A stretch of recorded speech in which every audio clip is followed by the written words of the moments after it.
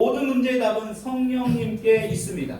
오늘 특별히 여러분들 가운데 예배 가운데 성령님이 임재하고 성령님을 경험하고 성령님을 믿을 수 있는 저와 여러분들이 될 수 있기를, 또 이 예배 가운데 그러한 일들이 일어날 수 있기를 축복합니다. 여러분, 오순절에 성령이 임재하는 사건이 있었습니다. 바로 오늘이에요. 예수님이 부활하시고 50일째 되는 날, 이 오순절을 기념하기 위해서 모인 그 자리 위에 강력한 성령님이 임재하는 사건이 있었어요. 여러분, 그때 제자들이 어떤 반응이 있었느냐? 15개국 이상의 언어로 각자 막 이야기를 하기 시작했습니다. 이것을 보고 깜짝 놀란 사람들이 뭐라고 얘기했느냐? 야, 저 사람들 술 취했다. 이 제정신이 아니다.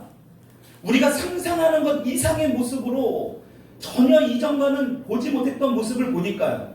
여러분, 그 당시 제자들은요, 어디 사람이냐면 갈릴리 사람들이었습니다. 그냥 시골 구석이었어요. 완전히 그냥 무슨 언어는 이게 뭐 상상도 할 수 없는 그러한 어찌 보면 가난하고 어찌 보면 무식하고 공부도 많이 하지 못한 그런 사람들이 모여있는 그러한 갈릴리에서 제자들이 지금 15개국 이상의 언어로 막 이야기를 하는 것입니다. 여러분, 그 상황을 보면서 어떻게 저 사람들이 정상으로 볼 수 있겠습니까? 술 취했다라고 막 조롱하고 있는 거예요.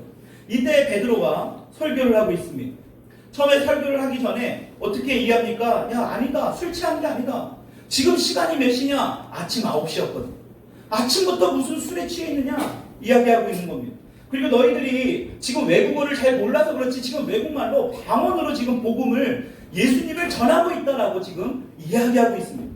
여러분, 지금 베드로가 예루살렘에 모여있는 유대인들에게 첫 번째로 지금 설교를 하고 있는 장면이 바로 우리가 읽은 이 성경 사도행전 2장 말씀에 기록되어 있습니다. 여러분, 이 베드로의 설교 내용은요, 예수 그리스도의 십자가의 죽음과 또 3일 만에 부활하심을 설교하고 있습니다. 너희 유대인들이 죽인 그 예수님이 십자가에 못 박혀 죽으셨다가 3일 만에 부활하셨다. 하나님이 다시 살리셨다. 그래서 온 세상의 주인 되셨다. 여러분, 생각해 보세요. 죽은 사람이 다시 살아났다? 여러분, 역사적으로 어떠한 것도 그런 일들이 일어나지 않았습니다. 지금 그것을 베드로가 유대인들에게 이야기를 하고 있는 거예요. 여러분, 우리가 봤잖아요. 유대인들이 죽인 거예요. 예수님을 십자가에 못 박으라고 분명히 이야기해서 죽인 것입니다. 그들이 죽인 거예요. 근데 그 죽인 예수님이 다시 살아나셨다는 거예요. 여러분, 그래서 지금 너희들이 뭐 하라는 거예요? 회개하고 그 예수님을 믿어라. 이것이 바로 지금 베드로의 설교의 핵심입니다. 여러분, 이것이 우리 기독교회, 개신교회 어찌 보면 가장 중요한 요소 중에 하나가 바로 이 부분이에요. 근데 오늘날 이 부분은 온데간데 없고 세상적인 축복과 성공과 어떤 부를 우리가 바라보고 있기 때문에 이 교회가 힘이 없는 것입니다. 여러분, 이것이 우리 기독교의 가장 중요한 부분입니다. 여러분, 베드로는 그것을 이 유대인들에게 처음으로 설교를 하고 있습니다. 여러분, 그러면서 베드로가 성령의 임재에 대해서 지금 설교하고 있습니다. 여러분, 구약 성경을 그 요엘서 말씀을 인용해서 성령을 주실 것을 지금 이미 하나님께서 약속하셨거든요. 그 약속의 말씀을 다시 언급하면서 이 요엘서 말씀을 다시 설교로 풀어나가고 있습니다. 오늘 그래서 우리가 읽은 이 말씀이 요엘서 2장 28절 32절에 기록된 말씀입니다. 여러분, 15개국 이상의 언어를 사용해서 방언을 하는 것은 어찌 보면 성령이 강력히 역사하셔서 일어난 일인데, 이것은 그냥 단순한 기적이 아니라는 거예요. 이미 오래전에 요엘 선지자를 통해서 우리에게 약속하셨다라는 것입니다. 여러분, 오늘도 똑같아요. 우리가 이 사도행전 말씀을 통해서 우리에게 주시는 것은 이미 그때도 이런 놀라운 일들이 있었다는 걸 우리에게 보여주시는 겁니다. 여러분, 그래서 성령이 강력하게 역사하면 어떤 일이 일어나요? 막 방언의 역사가 일어납니다. 알아들을 수 없는 천국 언어라고도 이야기를 하죠. 막 서툰 언어로 막 기도하기 시작합니다. 그리고 막 뜨거운 눈물을 경험하고, 그렇죠?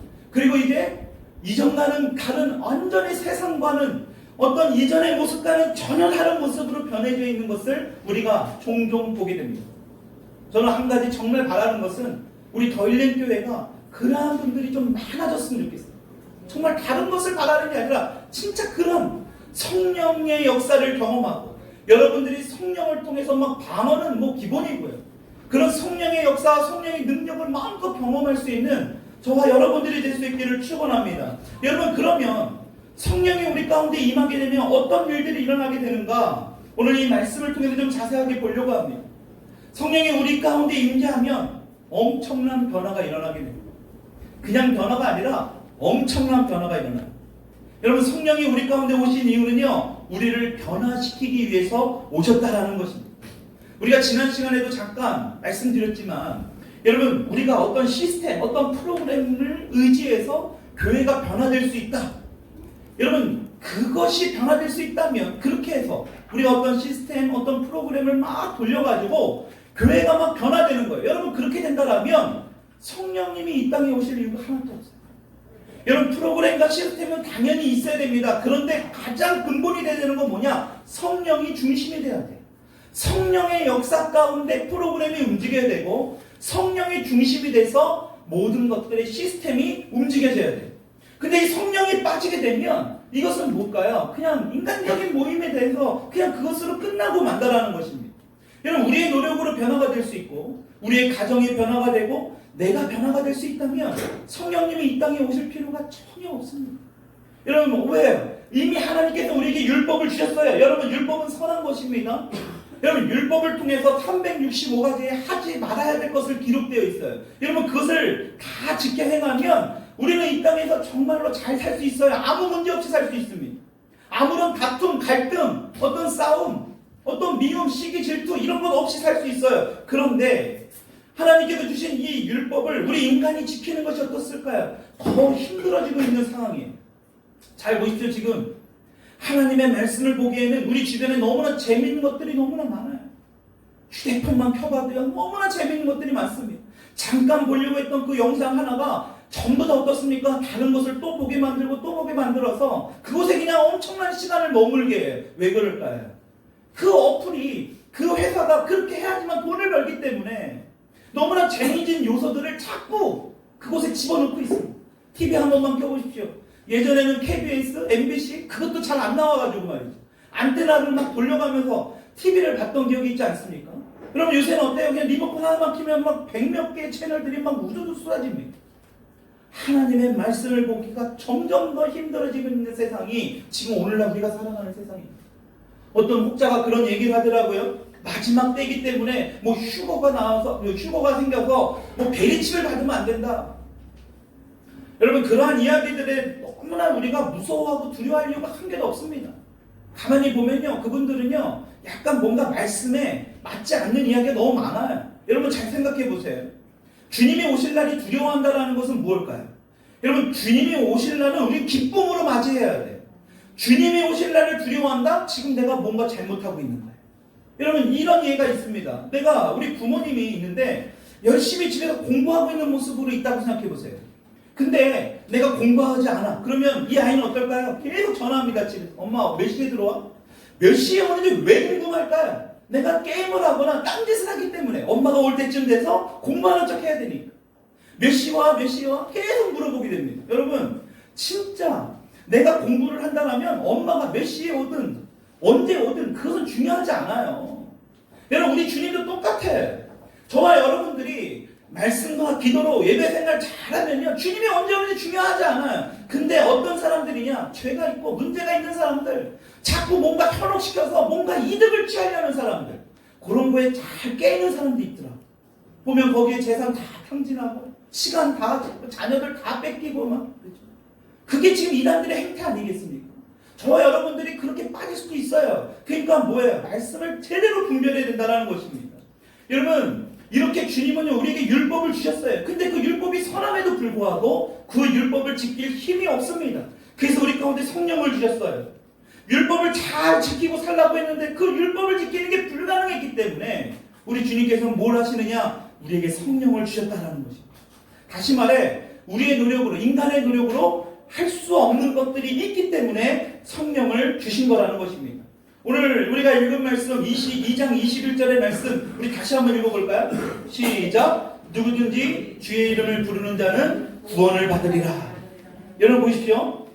여기서의 누구든지가 핵심 포인트예요. 누구든지. 여러분, 이것이 진짜 복음이에요. 누구든지라는 말은 뭘까요? 100%라는 겁니다.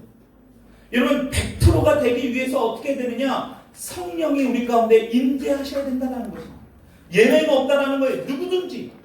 여러분 어떤 이성적인 지식, 경험, 공부, 어떤 이 프로그램 이런 거 다 필요 없어요. 그냥 성령이면 다 끝나는 거예요. 근데 우리는요 신앙을 자꾸 이성적으로 생각하려고 그래요. 그러니까 어때요? 우리가 이해하려고 하는 거예요. 제가 오늘 아침에 정말 재밌는 이야기를 들었습니다. 우리 막내가 다니는 학교에 음악 선생님이 우리 막내에게 물어봤대요. 하나님이 있느냐? 근데 그 음악 선생님이 예전에 교회를 열심히 다니다가 하나님이 있는 것을 모르겠다고 하면서 교회를 안 다녔다고 하면서 이제 장난식으로 이제 조크하면서 농담식으로 얘기했던가 봐요. 그러면서 이제 하나님은 없다. 나는 지금 교회 안 다닌다. 이렇게 얘기하니까 주변에 있는 친구들이 우리 시온이에게 쟤는 교회 다녀요. 아빠가 목사님이에요. 이런 얘기를 했단 말이에요. 그러니까 그 선생님이 장난기가 발동했는지 우리 시온이에게 물어봤대요. 하나님이 살아있냐? 우리 시온이가 예 살아있어요. 진짜 살아있어? 예 살아있어요. 정말로? 네 살아있습니다. 그러니까 그 음악 선생님이 얘는 좀 제대로 믿는 애 같네 이렇게 얘기를 했대요. 여러분 이 세상이 그래요. 우리를 머리로 잡고 하나님을 믿게 하려고 만들어갑니다. 여러분 이성적인 시각으로 하나님을 믿는다? 잠깐은 믿을 수 있어요. 그러나 그것이 영원히 갈 수 없습니다. 자꾸 왜 생각으로 머리로 하니까 안 믿겨지는 거예요. 처음에는 믿겨졌다가 머리로 생각하니까 도저히 이해할 수 없는 부분이 나오거든요. 하나님 어떤 일이 이렇게 일어납니까? 세상에 어떻게 이런 일이 일어날 수 있겠습니까? 뭔가 자꾸 부정적인 시각들이 자꾸 생각돼요. 왜? 우리 이성적인 거의 한계예요. 우리 인간의 이성의 한계가 거기 있다는 것입니다. 여러분 그래서 우리는 어떻게 해야 될까요? 믿음으로 나아가야 돼요.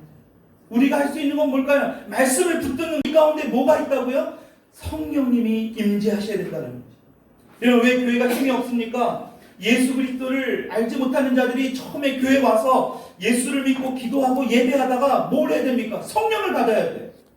근데 성령을 받지 못한 채 교회 생활을 하니까요 교회가 점점 힘이 없어집니다. 그래서 우리는 성령을 반드시 받아야 됩니다. 여러분 우리가 살다 보면 우리들의 능력으로 해결하지 못하는 것이 있지 않습니까? 아무리 노력을 해도 안 되는 게 있습니다. 여러분 근데 성령이 임하면 다 돼요. 여러분 죽을 병에 걸린 분들이 있죠? 여러분 병원에 의사들도 내놓은 환자들이 있습니다. 여러분 그분들에게 성령이 역사하시잖아요? 반드시 치유의 역사가 일어납니다. 여러분 저는 그런 경우를 너무나 많이 봤어요. 의사가 도저히 이 암 말기라서 치유할 수 없습니다라고 했는데 성령이 역사하면요 말기암이요 그냥 치유가 됩니다. 깨어지는 과정, 여러분 성령이 역사하시면 모든 것이 다 풀려집니다. 여러분 문제 있는 아이들 있잖아요. 자녀들 성령이 임재하면요 모든 문제가 풀리게 된다는 것입니다. 여러분 이런 기적적인 일들이 어떻게 일어날 수 있다는 겁니까? 성령이 임하시면 반드시 일어나게 됩니다. 오늘 성령 강림주일 특별한 이 예배 가운데 저와 여러분들에게 이런 성령의 임재와 성령의 능력이 임할 수 있기를 간절히 축원합니다. 여러분 우리나라에도요 110여 년 전에 그쵸? 벌써 110년이 됐어요. 얼마 전에 100년 막 해가지고 우리 땅에 오신 평양 대부흥 그 100년을 기념하는 그런 성회들이 막 있었거든요. 100주년 되는 2007년도인가요? 네, 그때 엄청나게 했습니다. 1907년도에 평양 대부흥이 일어났는데 그 100년을 기념하기 위해서 막 찬양하고 말씀하고 외국에 있는 유명한 어떤 설교자들이 와서 컨퍼런스 같은 것들을 어마어마하게 했습니다. 그래서 막 성령의 역사가 일어나고요. 막 방언이 터지고요. 막 그것에서 막 병든 자들이 치유가 일어나고요. 믿지 않았던 자들이 막 눈물로 회개하면서 주님을 믿겠다고 결단하고 막 그러한 집회들이 막 일어났습니다. 여러분 불과 110년 전에 있었던 일입니다. 평양 대부흥 운동이 불과 우리가 살던 지금 2019년도 불과 110여 년 전의 일입니다. 여러분 그런데 율교와 부교와 불교로 가득했던 이 나라에 말이죠. 성령의 능력이 막 역사하니까 이렇게 변화가 될 수 있었던 겁니다. 예배 때마다 뭐가 일어났어요? 회개가 일어났습니다. 그들이 주님 앞에 회심하는 일들이 막 일어났습니다. 여러분 이게 진짜 예배예요. 그 당시에 평양 부근에는요 이 주일날 문 연대가 없었대요. 그냥 다 그냥 교회 가니까 나와가지고 뭐 이렇게 장사하는 사람들이 장사가 되지 않을 정도로 그렇게 부흥이 어마어마하게 일어났다는 것입니다. 여러분 주일에는 전부 다 교회에서 예배드리고 기도하니까 평양 부근의 사람들이 하나도 없었다라는 거예요. 여러분 어떻게 이런 일이 일어났다고요? 성령이 임재하는 거예요. 여러분 사도행전 2장 24절의 말씀 한번 보도록 하겠습니다.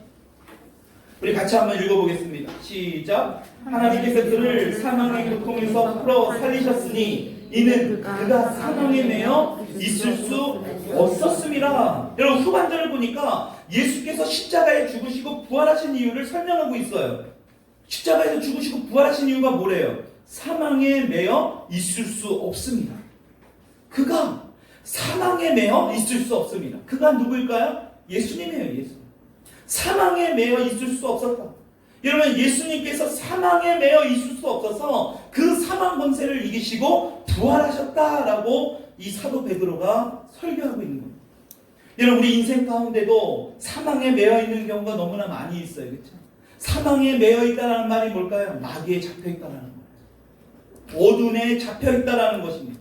여러분 마귀에 매이게 되면 절대 사람의 힘으로 그것을 이길 수 없습니다. 풀 수 없어요. 여러분 그러나 어떻게 합니까? 성령의 능력이 임하면 이러한 모든 것을 마귀의 능력이 아니라 어떠한 마귀의 강력한 권세라 할지라도 우리 주님이 역사하시고 성령이 역사하면 반드시 이기게 된다는 것입니다.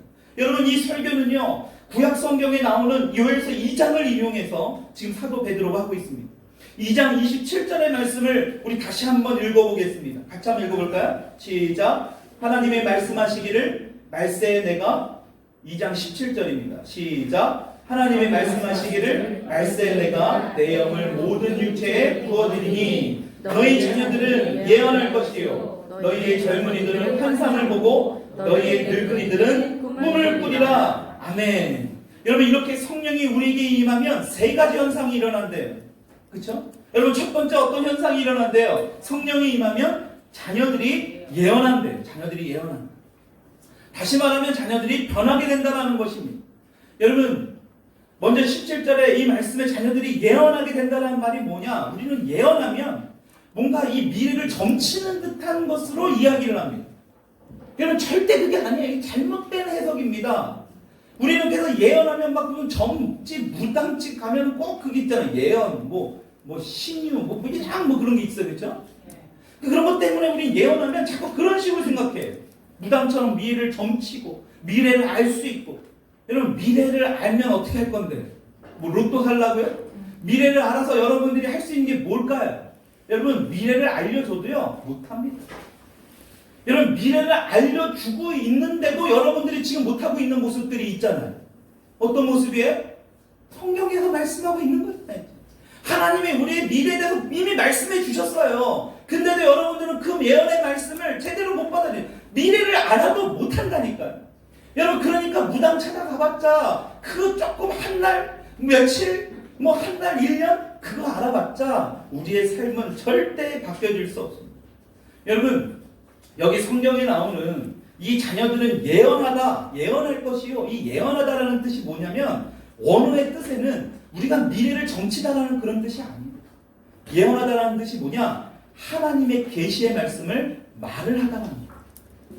다시 말하면 기록된 하나님의 말씀이 자녀들의 입에서 나오게 된다는 거예요. 이게 바로 예언하다라는 겁니다. 여러분 하나님의 계시의 말씀이 자녀의 입술에서 막 쏟아져 나와야 되지 않겠습니까? 여러분 우리 자녀들의 입술은 정말 거룩하고 정말 정결한 입술이 돼야 돼요. 근데 요새 우리 자녀들의 입술에서 뭐가 나옵니까? 하나님의 말씀, 하나님의 계시의 말씀이 아니라 욕이 나와요. 은어가 나옵니다. 도대체 알 수 없는 그러한 일들이 막 이야기를 통해서 입술을 통해서 얘기합니다. 무슨 뜻인지도 모르겠어요. 여러분 왜 그런 겁니까? 성령이 우리 자녀들에게 임하지 않았기 때문에. 그러니까 자꾸 입에서요 쓸데없는 얘기들이 나오는 겁니다. 여러분 저를 포함해서 대부분의 우리 부모들이 우리 자녀들이 정말 잘 키워지기를 바라지 안 되기를 원하는 사람은 그 누구도 없습니다. 여러분 이미 자녀들을 다 키운 분들이 이곳에 있으셔가지고 이제 이미 청년이 되고 성인이 돼서 별 관심이 없습니까? 여러분 그렇지 않아요. 지금도 결혼하지 않았다면 아직까지 여러분들은 양육을 올바르게 해야 될 의무가 있습니다. 여러분 그런데 아무리 훌륭한 양육 방식이라 일다 할지라도 여러분 그것으로 근본적인 문제가 결코 해결되지 않습니다. 여러분 우리는 자녀들이 어떻게 해야 된다고요? 성령이 임할 수 있도록 도와줘야 돼요. 우리 힘으로 그들에게 성령이 임하게 할 수는 없지만 성령이 임할 수 있는 통로가 될 수 있어야 돼요. 여러분 부모의 모습을 보고 자녀들도 성령이 임하기를 간절히 사모하는 그러한 모습으로 우리가 나아가요. 여러분, 제가 좀 한 전에도 얘기했지만 결혼 전까지는 여러분들이 양육을 올바르게 해야 될 의무가 있는 거예요. 근데 결혼을 했으면 절대로 상상하지 마세요. 여러분, 결혼을 하고 나서 여러분들이 자꾸 좌지우지하는 그 순간, 그 가정은 남편과 아내가, 여러분들의 자녀와 남편이 또 이 누구의 며느리가 하나가 되는 것을 결코 볼 수 없어요. 여러분, 그래서 내가 결혼하기 전까지는 정말로 잘 양육해야 돼요. 그래서 정말로 남편과 또 아내와 하나가 될 수 있도록 우리 부모가 올바른 역할을 해줍니다. 여러분, 이것 또한 뭡니까? 성령이 임해야 돼요. 성령이 임해야지만 그런 일을 할 수 있습니다. 여러분, 성령의 능력으로 자녀들을 키울 수 있기를 축원합니다. 그래서 우리 걸릴교회 자녀들만큼이라도 정말로 성령으로 충만해서 하나님의 계시의 이 말씀이 이들의 입술을 통해서 마구막 나왔으면 좋겠어요. 정말 툭 건들면 하나님의 말씀이 막 나왔으면 좋겠어요. 우리 어린아이들 은유, 은서 이 정도 되면요, 하나님의 말씀을 외우면요, 이 아이들은 무궁무진합니다. 제가 그걸 해봤잖아요. 우리 시온이를 통해서 해봤거든요. 정말로 하나님의 말씀 지금부터 암기하는 습관을 들여보십시오. 툭 건들면 하나님 말씀이 나옵니다. 이들이 힘들고 어려울 때마다 그 하나님의 말씀이 이들의 입술을 통해서 선포되어질 거예요. 여러분, 저는 반드시 믿습니다. 그 하나님의 말씀에 생명이 있고 하나님의 말씀이 우리를 살릴 수 있는 근본적인 능력이 그 안에 있다는 것을 저는 믿어요. 여러분, 그래서 우리 자녀들이 정말로 성령으로 충만할 수 있기를 주님의 이름으로 축원합니다. 여러분, 또 성령이 젊은이들에게 임하면 어떻게 한다고 성경은 나옵니까? 환상을 본다고 합니다. 환상. 여러분, 하나님께서 주신 그 꿈을 바라보고 살아야 할 젊은이들이에요. 그렇죠? 하나님께서 주신 꿈이어야 돼요. 이게 잘못되면 내가 꾼 꿈이 되기 때문에 문제가 되는 겁니다. 내가 하고 싶은 게 하나님의 꿈이 아니에요. 제발 우리 젊은이들, 우리 청년들 잘 들으세요. 정말로 여기서 얘기하는 건 뭐냐? 하나님이 주신 꿈이에요. 근데 문제는 뭐냐? 하나님의 주신 꿈이 뭔지도 모르고 살아요. 우리 교회 청년들은 그나마 뭐 책을이라도 읽고 또 말씀을 들으면서 저렇게 적기라도 하죠. 대부분은 어떻습니까? 그냥 이 시간, 이 예배 시간이 그냥 부모 손에 이끌려서 와서 그냥 졸다가 가는 시간이 대부분이에요. 예배는 그냥 형식이고 몸만 왔다가 가는 경우가 너무나 많이 있지 않습니까? 왜 그럴까요? 하나님이 주신 꿈이 없기 때문에. 여러분, 하나님이 주신 꿈이 없으면 어떨까요? 돈으로 움직여져요. 돈 많이 준다면 내 직장과 내 꿈은 확 바꿔버려요. 돈으로 움직여져요. 그것으로 꿈을 정해버립니다. 여러분, 하나님이 주신 꿈이 없으니까 나이 먹어도 안정적인 직장을 찾아가려고 합니다. 여러분, 그 직장이 잘못됐다라는 게 아니에요. 그게 하나님의 주신 꿈이 아니라면 빨리 바꿔야 돼요. 빨리 돌이켜야 됩니다. 여러분, 자신의 뜻대로 안 되면 어떻습니까? 이제는 환경을 탓합니다. 그래서 오늘날 청년들의 말 중에 헬조선, 뭐 동수저, 흑수저, 뭐 삼포세대, 그렇죠? 뭐 연애, 결혼, 뭐예요? 출산? 네, 이런 거 다 포기한다 해서 삼포세대라고 하잖아요. 여러분, 이런 것들로 환경만 탓하고 있습니다. 근데 우리가 돌이켜보면요, 우리 부모 세대들도요, 청년 때에 굉장히 인생이 어려웠어요. 쉬웠던 적이 없어요. 지금 청년들만 어려웠던 게 아닙니다. 뭐 취업률, 뭐 다 그때도 힘들었어요. 우리 부모 세대 때는 더 말할 것도 없습니다. 먹고 살 게 없었는데요, 뭐 어떻게? 여러분, 지금까지 보면 편했던 시절이 없었어요. 다시 말해, 청년 때는 그 어느 시대에도 쉬웠던 시대가 한 군데도 없었다라는 것입니다. 여러분, 10년 전에 신문 한번 찾아보세요. 뉴스 최악의 실업률 막 이런 뉴스가 막 나왔어요. 지금이랑 별반 다르지 않다라는 것입니다. 여러분, 그래서 뭐가 중요하느냐? 우리가 이 세상을 바라보는 시각이 중요해요. 지금이나 다 똑같이 어려운 세상인데 어떻게 세상을 바라보고 있는가? 여러분, 그때나 지금이나 다 똑같다니까요. 모든 사람이 어렵고 힘들다고 하지만 그때가 오히려, 이 힘들 때가 오히려 기회가 되지 않겠습니까? 여러분, 생각해 보십시오. 다 잘되고 다 성공하면 내가 아무리 잘되고 잘 성공해도요, 빛이 나지 않아요. 그냥 묻어져 버립니다. 근데 이렇게 어렵고 힘들 때 내가 정말로 이 어려움이 힘들고 어렵지만 하나님 말씀 붙들고 최선을 다하는 모습을 통해서 뭐가 되는 것입니까? 바로 빛과 소금의 역할을 감당할 수 있는 것입니다. 더 빛이 되는 거예요. 더 환해지게 되는 것입니다. 여러분, 숙명여대 총장, 초대 총장인 임숙재라는 여자가 있습니다. 임숙재. 숙제가 많았나 봐요. 임숙재, 그 다음에 7제 숙명여대 첫 번째 총장입니다. 그러면 이분이요, 17살 때 결혼을 했대요. 근데 19살 때 남편이 죽어버립니다. 그러니까 19살 때 그냥 과부가 된 겁니다. 그러면 그 당시만 하더라도 이 재혼한다는 게 굉장히 흔하지 않았던 그 당시 아닙니까? 그래서 혼자 서울로 올라와가지고요, 막 신고살이를 하기 시작합니다. 여러분, 근데 이 임숙재라는 분이 그 주인에게 조건을 딱 두 가지를 내세웁니다. 모든 것은 다 당신이 시킨 대로 다 하겠지만 딱 이 두 가지 조건만 지키게 해달라. 하나는 뭐냐? 학교를 보내달라. 야간이라도 좋으니까 공부할 수 있게 해달라. 또 하나의 조건은 뭐냐? 교회 다닐 수 있게 해달라. 여러분, 이 두 가지 조건을 그 주인에게 간절히 원했대요. 그래서 그 주인이 그렇게 해줬다라는 겁니다. 근데 이분이요, 이 식모살이를 하면서 열심히 신앙생활하고 교회 다니고 공부를 하는데, 이 공부는 또 오죽잖아요. 이런 분들이 또 공부를 기가 막히게 잘하는 거예요. 이게 주인이에요. 너무나 공부 잘하니까 해외로 유학까지 보내주게 돼요. 그 유학을 갔다 와서 세운 것이 바로 뭐냐? 바로 숙명여대 총장으로 부임을 받게 돼요. 여러분, 환경에 영향을 받은 인물입니다. 여러분, 저는 제가 볼 때는 그 당시 일제시대 때 여성의 인권이 있었습니까? 여러분, 그것도 과부였어요. 과부. 손가락질 받을 만한 그런 세상 사람들이 다 그냥 거들떠도 안 보는 그 최악의 조건 가운데서 이는 숙명여대 총장까지 갔다라는 것입니다. 여러분, 이게 도대체 뭐가 우리 가운데 어려움이 있다는 것을 과연 이분에게 명함이나 내밀 수 있겠습니까? 이렇게 불우한 환경을 이기고 숙명여대 초대 학장이 된 분이 바로 이분이에요. 여러분, 최소한 여기 도연이부터 이 위로 있는 이 청년들 있잖아요. 우리 청년들. 여러분, 임숙재라는 분보다 여기 있는 분은, 여기 우리 청년들은 최소한 불우한 사람은 한 사람도 없어요. 임숙재보다 불우한 사람이 있다고 하면 나한테 와요. 제가 모든 걸 다 서포트 해줄게요. 임숙재라는 사람보다 힘든 사람이 있습니까? 우리 젊은 청년들, 제가 주님의 이름으로 축원합니다. 간절히 부탁합니다. 무엇이냐? 절대 포기하지 말라는 거예요. 고개를 들어보세요, 우리 청년. 내가 눈을 마주쳐야 나랑. 왜 안 봐? 나를 보라고요. 절대 포기하지 말라고. 한 주 동안 무슨 일이 있었니? 왜 내 눈을 피하는 거야? 우리 청년들아. 말씀 안 보고 기도 생각 안 하면 이런 데도 티가 나는 거예요. 예? 절대 포기하지 마시기 바랍니다. 알겠죠? 여러분, 임숙재보다 힘든 삶이 하나도 없잖아요. 더 나으면 나은 삶이에요. 다른 어떤 환경에 자꾸 무슨 삼포세대니 뭐 흑수저니 동수저니 그런 거에 자꾸 이끌리지 말라는 것입니다. 여러분, 하나님께서 이러한 열악한 어찌 보면 환경에 보내주신 것은요, 어찌 보면 뭘까요? 하나님이 그 문제를 풀라는 거예요. 그게 여러분들의 사명이에요. 그런데 우리는 자꾸 그것을 피하려고 합니다. 여러분, 그게 특권이에요. 하나님의 특권이기 때문에 그 숙제를 주신 겁니다. 그 사명을 부어주신 거예요. 그래서 어떻게 해야 된다고요?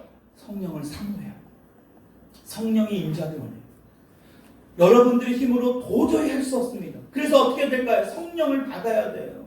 성령의 능력을 받아봤어야지 그 능력을 알죠. 그 힘을 알죠.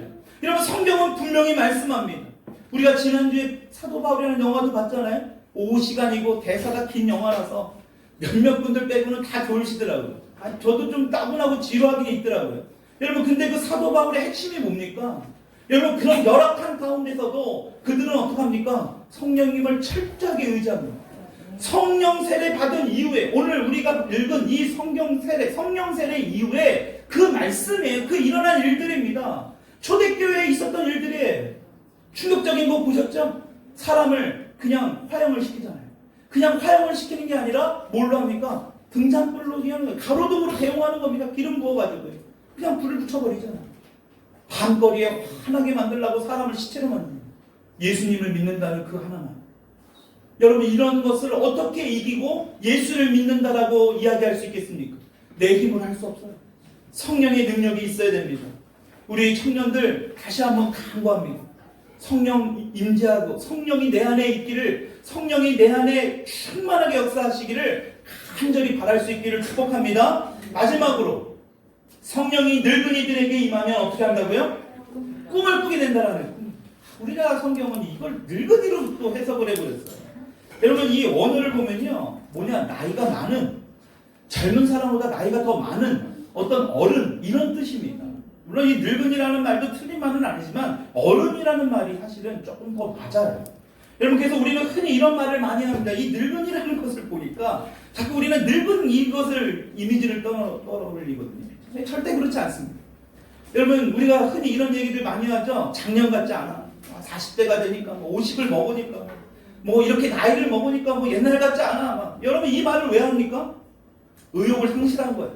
나이를 먹으면 의욕을 상실할 수밖에 없어요. 여러분 우리 이런 마음이 있을 때 우리는 어떻게 됩니까? 롤모델을 봐야 돼요. 맨날 의욕 없고 꿈 없는 사람들이랑 같이 하면 어떨까요? 그냥 맨날 그렇게 살아가는 거예요. 여러분 우리는요 끊임없이 연결되어 있습니다. 커넥트. 우리의 주변에 있는 사람들이 어떤 사람인지를 잘 보셔야 됩니다. 여러분 근데요 자꾸 부정적이고 뭔가 의욕이 없고 소망이 없고 꿈도 없는 사람들이 내 주변에 있어요? 빨리 끊어내세요. 여러분 이거는 실제적으로 진짜 그 어떤 심리학자가 책을 통해서 기록한 거예요.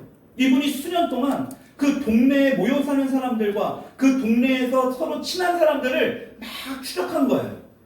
그게 한두 명 추적했겠습니까? 몇백 명을 추적한 거예요. 근데 그들 가운데 공통점이 있더라는 거예요. 안 되는 사람들, 부정적인 사람들, 소망이 없고 꿈이 없는 사람들은 항상 그 그룹 안에 같이 있더라는 거예요. 근데 뭔가 소망이 있고 꿈이 있고 진취적이고 뭔가 굉장히 희망적이고 소망이 있고 이런 사람들은요 그 그룹이 따로 있더라는 거예요. 여러분 그래서 옛말에 무슨 말이 있어요? 끼리끼리 온다는 거예요. 우리 주변을 잘 봐야 됩니다. 여러분 오늘 우리에게 이러한 꿈도 없고 우리가 나이 먹어서 아무것도 할 수 없다라는 그런 마음을 갖고 생각을 갖고 있는 우리에게 성경은 분명히 우리에게 말씀하고 있습니다. 여러분 어떤 인물을 통해서 우리가 봐야 될까요? 여러분 여호수아에 나오는 갈렙을 보려고 합니다. 여러분 갈렙은요 이스라엘 가나안 어떤 이 전복 전쟁에 있어서 이 승리한 이후에 각 지파에서 제비뽑기로 땅을 분배하게 됩니다. 여러분 이제 그 각 지파가 분배받은 땅에 남아있는 그 가나안과 전쟁을 벌여야 돼요. 그 가나안을 쫓아내야 돼요. 우리가 지금 수요 예배 때 보고 있지 않습니까? 여호수아 말씀을. 그렇죠? 여러분 그 전쟁을 해야 돼요. 여러분 근데 그 남아있는 적군들이 굉장히 만만치 않아요. 이 가나안 땅에 있는 사람들이 만만치가 않았습니다. 그러다 보니까 선뜻 나서는 지파가 없었어요. 그때 눈치만 보고 적군이 너무나 많이 있고 너무나 강력한 군대이기 때문에 힘들어하고 있는 그런 상황에서 어떤 사람이 나서느냐? 바로 유다 지파인 갈렙이 나서게 됩니다. 제일 먼저 나서요. 여러분 그때 갈렙의 나이가 몇 살인지 아십니까? 무려 85세입니다. 85세. 그 가나안 땅에 있는 많은 그 두렵고 정말 나보다 더 힘이 셀 것 같은 그 사람들이 다 쫄아 있는데요. 이 갈렙만 그러지 않았다니까요. 여러분 여호수아 말씀 한번 볼까요? 이렇게 기록되어 있습니다. 같이 한번 읽읍시다. 시작. 이제 보소서 여호와께서 이 말씀을 모세에게 이르신 때로부터 이스라엘이 광야에서 방황한 이 45년 동안을 여호와께서 말씀하신 대로 나를 생존하게 하셨나이다. 오늘 내가 85세로 돼. 11절 볼까요? 시작. 모세가 나를 보내던 날과 같이 오늘도 내가 여전히 강건하니 내 힘이 그때나 지금이나 같아서 싸움에나 출입에 감당할 수 있으니까. 그럼 85세 된 이 노인이 이렇게 이야기하고 있는 겁니다. 여러분 12절의 말씀 더 가관이에요. 같이 읽어볼까요? 시작. 그날에 여호와께서 말씀하신 이 산지를 지금 내게 주소서. 당신도 그날에 들으셨거니와 그곳에는 아낙 사람이 있고 그 성읍들은 크고 견고할지라도 여호와께서 나와 함께 하시면 내가 여호와께서 말씀하신 대로 그들을 쫓아내리다 하니. 아멘. 여러분 지금 갈렙은 무엇입니까? 아무리 성읍이 크고 아낙 사람 같은 아무리 거대한 그런 적군이 있어도 이 갈렙은 뭡니까? 여호와께서 나와 함께 하시니. 여러분 갈렙은 이것을 믿은 거예요. 여호와께서 또 뭐라고 합니까? 말씀하신 대로 여러분 그들을 쫓아내리라. 그 약속의 말씀을 믿은 거예요. 여러분 저와 여러분들이 다른 것에 자꾸 잘 믿어. 그 사람들이 이야기하고 내 이웃이 내 주변에 있는 사람들이 이야기하는 말은 잘 들어요. 근데 진짜 들어야 될 이 하나님의 말씀은 자꾸 잊어버려요. 여러분 그래서 우리가 매일마다 말씀으로 시작해야 되는 거 아닙니까? 여러분 지금 갈렙은요 이 점령하려는 이 헤브론 땅 45년 전에 이 정탐꾼을 통해서 그 정탐했던 그 땅입니다. 메뚜기 떼와 같이 비유받을 정도로 아낙 자손이 머무는 땅이 헤브론 땅이에요. 엄청나게 거대한 사람들이 그곳에 있었습니다. 굉장히 성읍도 견고했어요. 여러분 그 땅을 지금 갈렙이 취하려고 하는 거예요. 그러니까 우리가 그 찬양하잖아요. 이 산지를 내게 주소서. 그 찬양은 되게 좋아요. 그게 어떤 의미로 얘기했는지는 잘 알지 못합니다. 이 산지를 그냥 내게 주는 거냐, 그냥 주는 게 아니에요. 우리의 결단이 필요한 겁니다. 여러분, 갈렙이 그냥 입술로 이 산지를 내게, 그 찬양을 너무나 쉽게 하니까 그냥 우리가 너무나 쉽게 그 산지를 취하는 것처럼 생각해요. 여러분, 갈렙이 그냥 85세에 이런 어마어마한 대가를 지불한 거예요. 하나님의 말씀을 믿음으로 선포한 것입니다. 여러분, 갈렙은요 꿈을 꾸고 있지 않습니까? 하나님께서 이미 자신에게 말씀하신 그 땅이 자신이 될 것이라는 확신이 있었어요. 아무리 거대하고 아무리 진짜 거인이 산적하고 있는 초롱성과 같은 성읍이라 할지라도요, 하나님이 말씀하시면 되는 거예요. 아멘? 여러분, 근데 우리는 자꾸 우리의 모습을 봐요. 메뚜기 떼라고 들었던 그 모습을 자꾸 바라보는 거예요. 그러니까 아니라 자녀들도 똑같은 그렇게 살아가는 거예요. 내가 그러한 모습으로 살아가니까 우리 자녀들도 똑같이 아닌 것 같아도 다 봐요, 그게. 여러분, 결과적으로 어떻게 됩니까? 안악의 세 아들을 쫓아내고 이 헤브론을 차지하게 됩니다. 그냥 차지한 게 아니라니까요. 여러분, 그 과정을 잘 봐야 되는 거예요.